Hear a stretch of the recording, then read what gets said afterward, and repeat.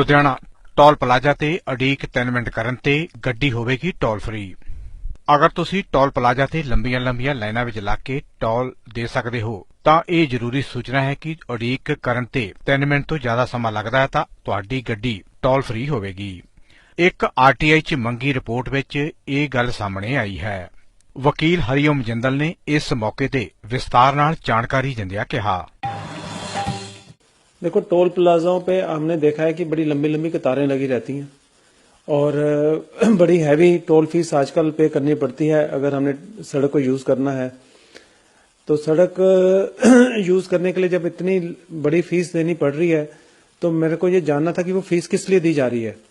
तो मैंने आरटीआई लगाई पता करने के लिए कि भाई जो फीस इकट्ठी हो रही है उसके फीस के बदले में हमें क्या मिलना चाहिए। तो कुछ सुविधाएं हैं जो टोल कलेक्शन कंपनीज को कम्यूटर्स को प्रोवाइड करनी है। उसके अंदर एक तो है कि फीस रूल कि फीस जो है वो कितने टाइम के अंदर अंदर टोल प्लाजा कंपनी को कलेक्ट करनी है और कम्यूटर का टाइम ताकि ज्यादा से कम वेस्ट हो।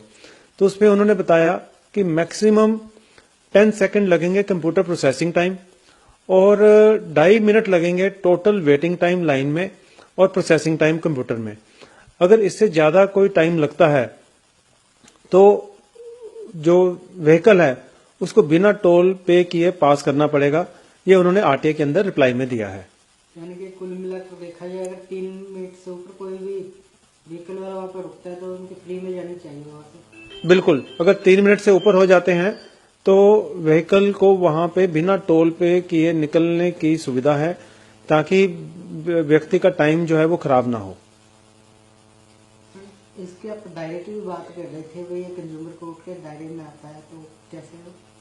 देखो, मैंने इसके ऊपर विचार किया कि जब सर्विस की जो डेफिनेशन कंज्यूमर एक्ट के अंदर दी हुई है उसके अंदर जो भी सर्विस हम अवेल करते हैं फॉर ए कंसिडरेशन जो पे की हुई है या पे करनी है, उस सर्विस को पे करने के बाद अगर कोई डेफिशिएंसी हमें मिलती है तो वो कंज्यूमर कोर्ट के दायरे में सर्विसेज आती हैं।